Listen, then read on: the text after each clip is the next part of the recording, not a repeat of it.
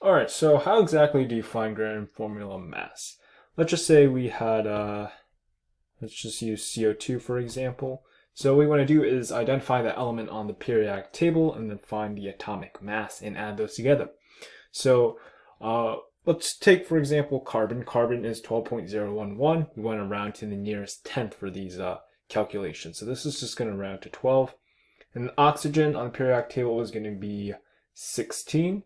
And we have two of those by the subscript here. So 16 times 2, 32. And these are AMU, by the way. Let's just make sure we have our labels.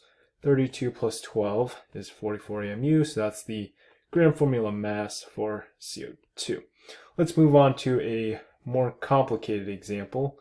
Here, let's use, I guess, barium. And in parentheses, let's have OH subscript 2. So in this case, let's just do the same thing. Let's find barium. That on the periodic table is going to round to 137.2 AMU. And then in parentheses here, we're just going to add the OH2, which we need to find. In this case, the OH is going to be equated to oxygen, which is 16 AMU, and hydrogen, which just rounds to 1. And the subscript here, when you have a parentheses and a random coefficient here, it basically means that you want to calculate whatever's in the parentheses and then multiply that by the x value. So in our case, the x value is going to be 2. And so we have, let me scroll down here, we'd have 17 times 2. And that's going to give us 34 AMU.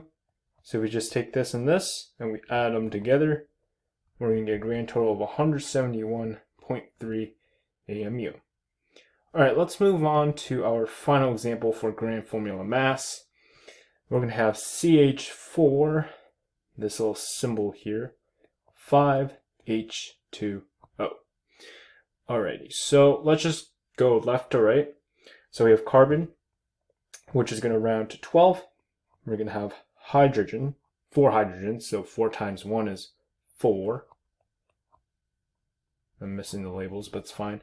Now, what is this symbol here? I've explained this before. This essentially means it's a system. And what you want to do here is add, right? A lot of students think you need to multiply here, but you want to add.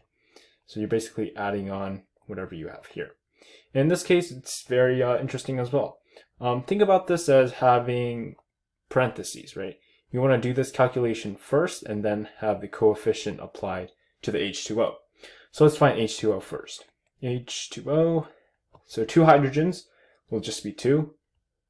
And then the oxygen will be 16. That's going to be 18 AMU. 5 times 18, because we have the 5 coefficient here, which had to be applied to the H2O. That's going to give us, let's see here. Actually, let's bring this all over here. Oops. Yeah, let's bring all this over here. 5 times 18. All right, so that's going to give us 106 AMU. Alrighty, so that is going to be the grand formula mass for this compound right here. And yeah, that should do it for this part of the video.